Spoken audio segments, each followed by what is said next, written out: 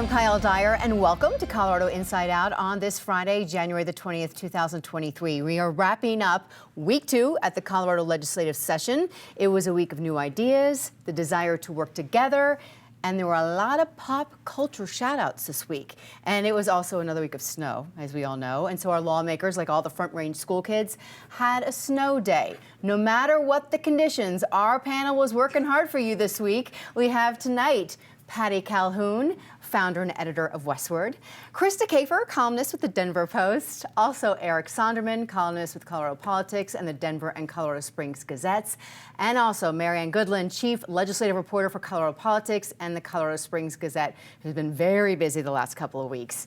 At the start of Governor Polis's State of the State on Tuesday, he talked about working together, listening to all ideas. But he also kind of made a jab at the top of his remarks when talking about the shape of our state being square, and then the color of our state saying, well, it's not so much red lately. Patty, will we see the harmonious rainbow that he talked about in his address as Colorado approaches its 147th year as a state? Well, and he hooked a lot of this speech to the 150th anniversary coming up in 2026, when we will be Colorado for all. And if you looked early on in that speech, he talked about wanting to be sure it was incredibly inclusive, that we give women choice, that you deal with the GBLDQ group. Sorry, I got that all backwards. And that also the migrants. He had everything in that speech, including the kitchen sink. But what was, of course, the crowd pleaser were his pop culture references at the start. So amazing. He managed to get the Nuggets, the Joker in, Lord of the Rings, South Park, and Casa Bonita, but the clincher was Yoda. And I think if he wanted to bring, and it wasn't just Yoda, it was an imitation of Yoda that I only wish I could execute here. So if he wants to bring all of Colorado together, I think it's in appreciation of the fact that we have a very square governor. For our square state. Exactly. Yes. The impression was quite impressive. My daughter, who's in the know with Star Wars, was impressed. Affordable housing, Krista, took up a lot of what the governor had to say, or he might have gone to other topics, but he also brought it back to the conversation of affordability. Well, it's a big issue. I mean, you think about, I bought my house like 15 years ago. It's worth considerably more today. I imagine me trying to buy a house now would have been very, very difficult. So it's a big issue.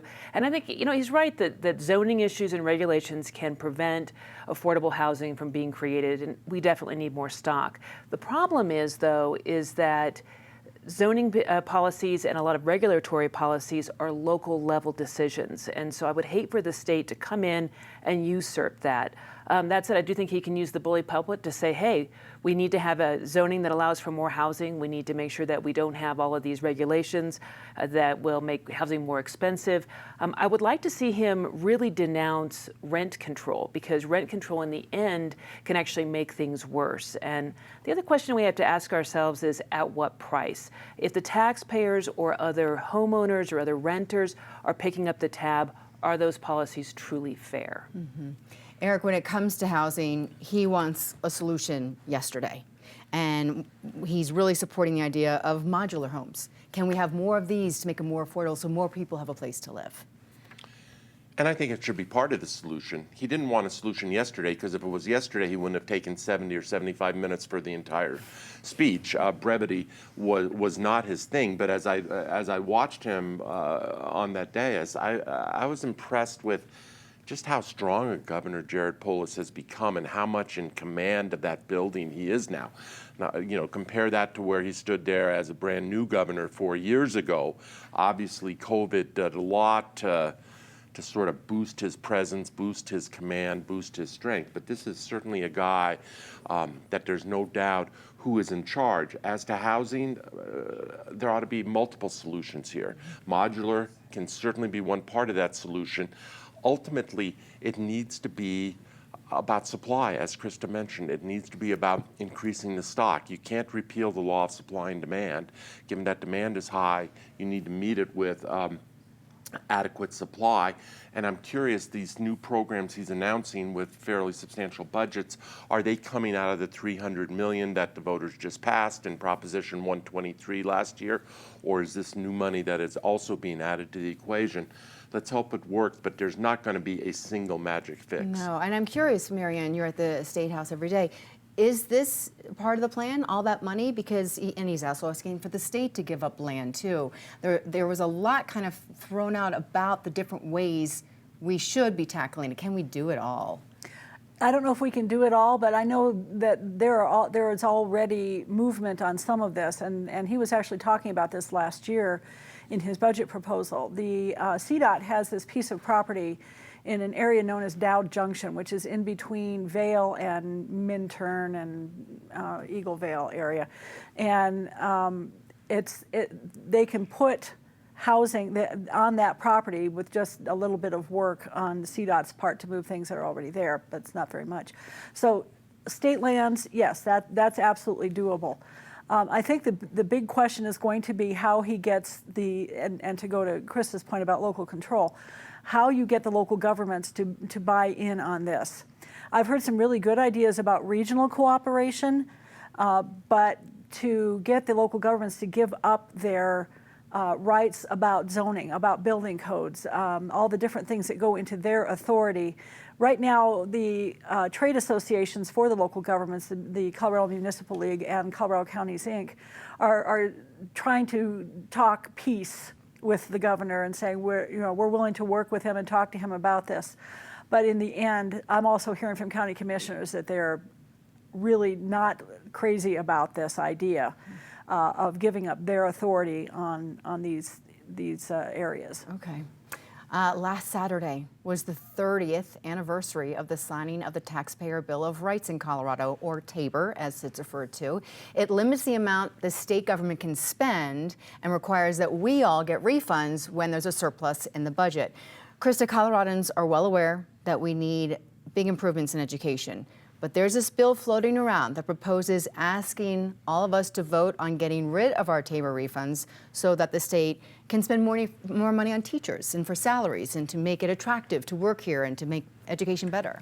You know, it's funny, a couple months ago, all these same politicians were saying, look, you're getting money back from TABOR and it's, we're doing you a favor. Of course, they weren't doing us a favor. It's the law. We get back that money. When I first saw this proposal, I thought to myself, is this Groundhog Day? I've seen this before, and yes, Prop CC, just a couple of years ago, advocates of high taxes and politicians put that forward and said, hey, let's put these refunds, your refunds, to these purposes, including education. And it flopped. Now they're doing it again and saying, look, we're going to spend this money on education. But here's the deal. Already the general budget goes quite a bit of that goes to education. Local governments spend a lot of money on education. Federal government chips in a bunch. And Amendment 23 already requires that we spend a certain amount of money on education. So to come back to the taxpayers and say, but we want more, my question is, you already have a lot. What are you doing with it? Especially given the fact that we have declining enrollment. Use that money, use it well, but give me back my TABOR refund. Mm-hmm. Eric, I haven't heard that the governor is for this. He has been not so vocal about it, saying, no, well, it'll be up to the voters, because this idea would essentially go to the voters. It absolutely passes in the state it house. absolutely would go to the voters. And quite frankly, good luck to the people who are pushing this, and I say that facetiously, in the way of taking the entire refund. If they wanted to chip off a little piece of the refund, fine, let's have that discussion, let's have that dialogue. But to take the entire refund, at some point, they're almost victims of their own rhetoric a year ago, but even more than that, they're victims of the size of the refund a year ago.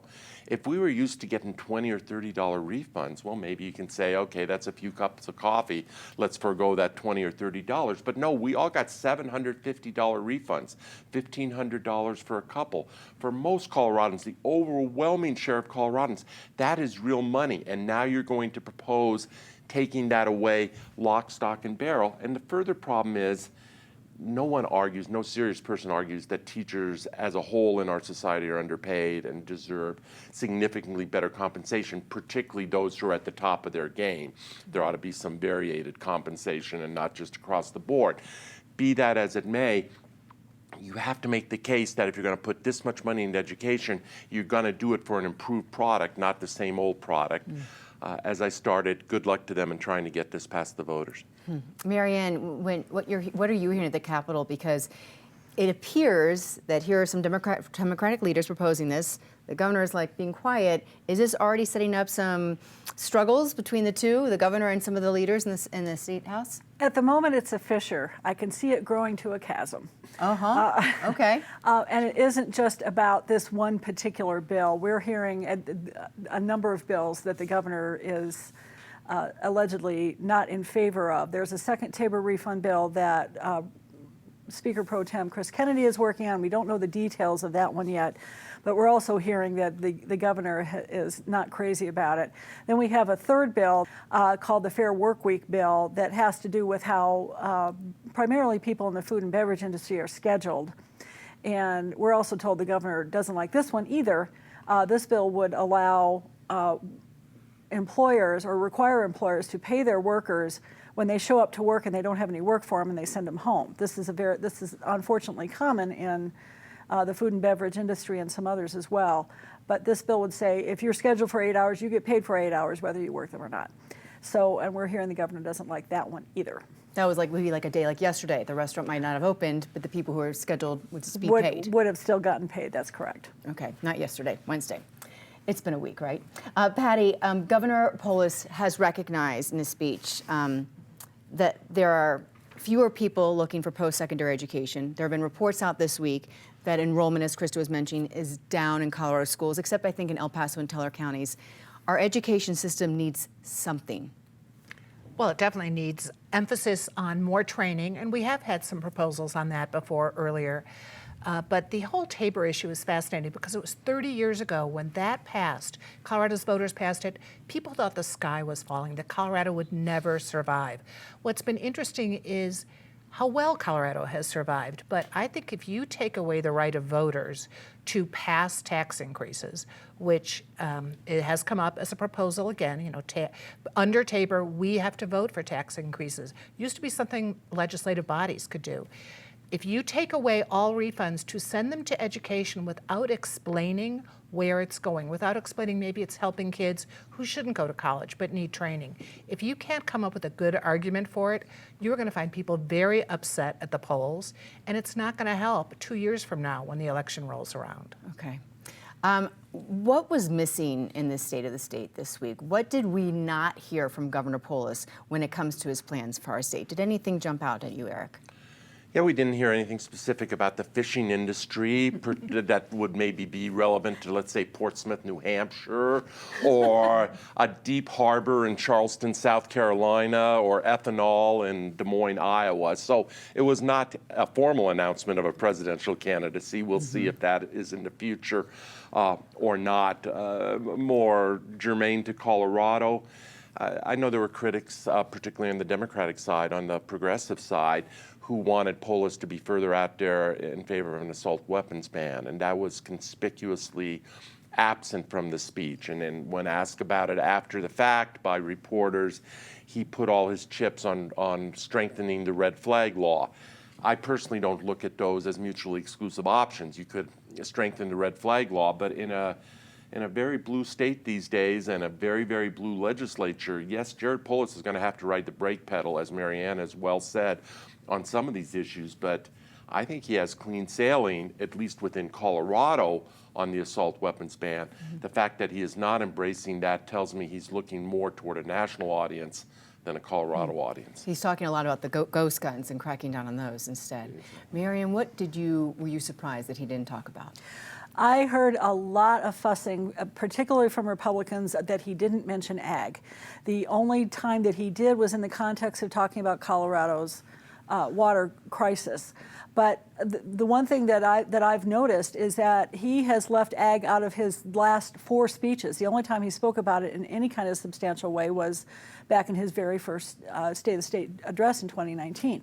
The other thing that was raised by a couple of different organizations is that there was nothing about small business.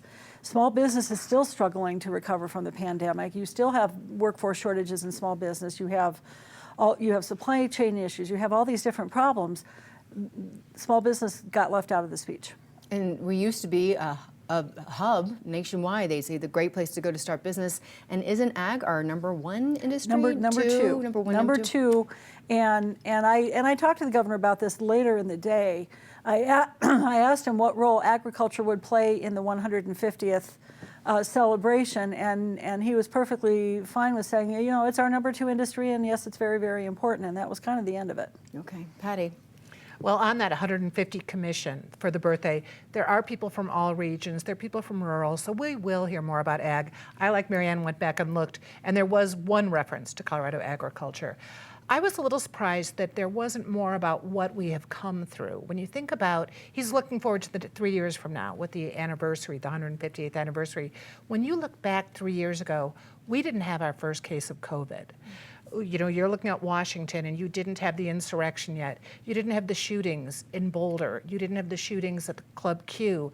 So he was really trying to put a positive spin and push it forward. And maybe Eric's right. Maybe it was to look nationally and look to the future down the line there. But he didn't really do much retrospective of the last 3 years and what we've weathered. And small business is definitely a factor of that. People are, especially small businesses, they are hurting. They are. Krista. So I'm glad that he is open to both income tax and property tax reform and bringing those rates down. What I would have liked to have heard is more on that, especially given the fact that the legislature is so far to the left. I think they're going to need a significant nudge in that direction, especially given that some of them are, thinking about repealing Tabor refunds.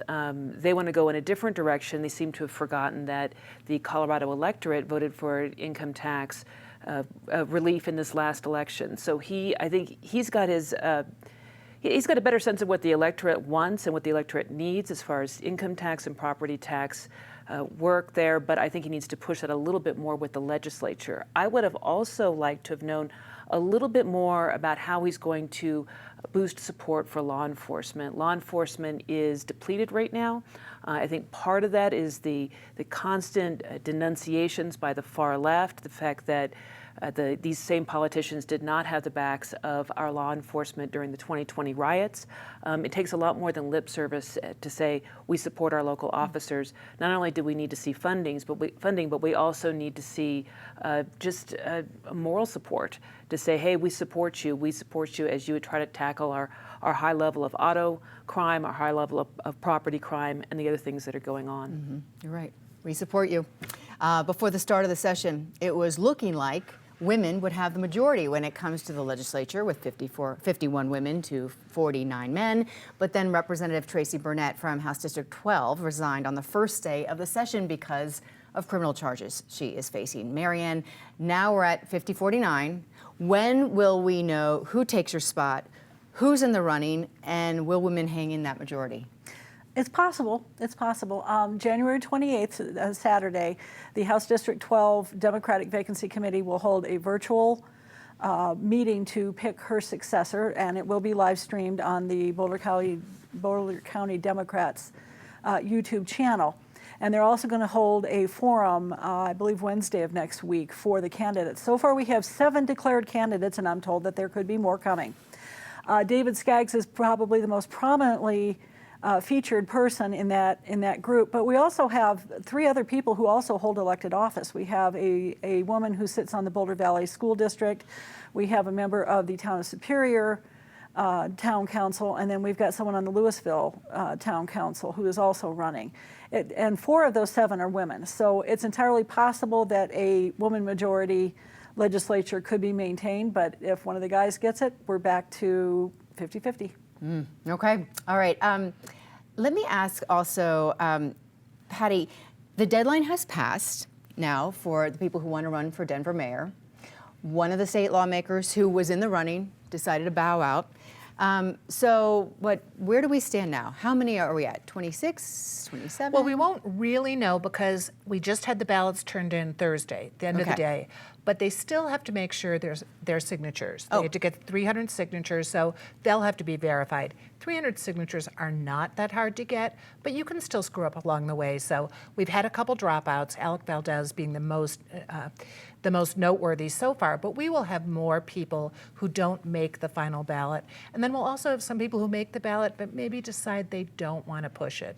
because it's a much more crowded field, even than up in Boulder, to replace the disgraced representative who got booted, who decided to go at the last 11th hour. So it's going to be a fascinating race. What will we see? We will probably have at least 20 people who go into March, and maybe over a dozen will certainly be final serious candidates April 4th. And then ballots go out March 13th, something around there, mid-March. About the middle of the month. Okay, and then April 4th.